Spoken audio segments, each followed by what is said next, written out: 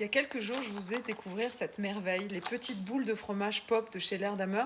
Et il y a beaucoup d'entre vous qui m'ont dit, en fait, je ne l'ai pas trouvé chez moi. Du coup, je me suis dit, on va peut-être essayer de les faire nous-mêmes. Qu'est-ce que vous en pensez? Histoire de ne pas être dépendant de, il y en a dans mon magasin ou il n'y en a pas.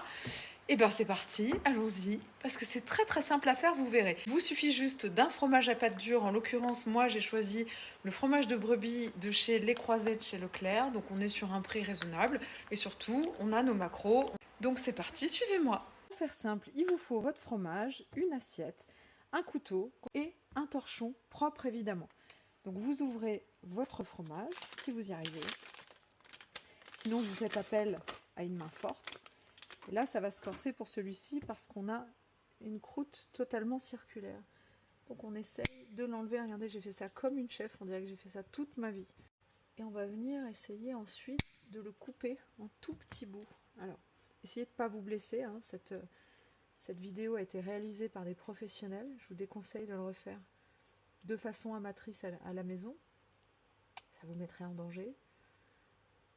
Vous voyez comme je fais ça bien, j'ai peur d'en perdre en fait. Bon, je pense que ça sera plus coton avec du comté. Une fois les croûtes mises de côté, maintenant, il ne vous suffit plus que de le couper en tout petits bouts. Alors regardez, celui-ci, il a une forme comme ça, donc on va essayer de le faire pas trop épais. On essaye de rendre ça à peu près cohérent. C'est très dangereux ce que je fais, c'est ce que je vous disais. Et je fais ça bien, hein, voilà. Vous voyez, pour que ce soit nickel. Évidemment, vous pourrez manger les petits bouts qui dépassent. Hein. Et maintenant, vous allez faire une sorte de grillage. Plus vos tranches seront fines, plus ça séchera vite. Après, je pense que les bouts tout fins, là, ça va être compliqué. L'idéal, c'est ça. C'est des carrés comme ça. Vous voyez la taille de ces carrés? C'est ça l'idéal. Vous les étalez parce qu'il faut que ça sèche. Le plus dur, vous verrez, dans cette opération-là, ça va être de ne pas tout boulotter et de le laisser sécher pendant plus de 24 heures. Si vous arrivez à attendre 48, c'est mieux.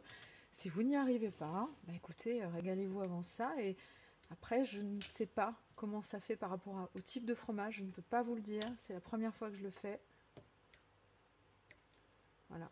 J'essaye de faire des carrés à peu près cohérents. On verra bien ce que ça donne et je vous dirai s'il y a une marge de progression à apporter à la coupe ou encore à la forme. Je pense que dans tous les cas, on va se régaler malgré tout.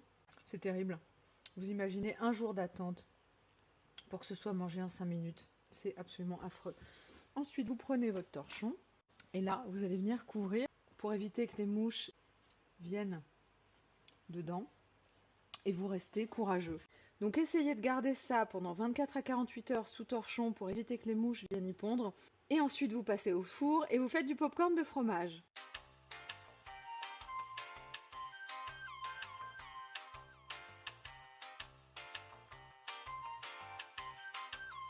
Bon, autant vous dire que c'est une tuerie, intersidérale de l'espace, que ça n'a pas duré longtemps, que c'est à tomber et qu'il ne faut pas en abuser. Je vous souhaite de vous régaler, j'espère que cette recette keto vous aura plu.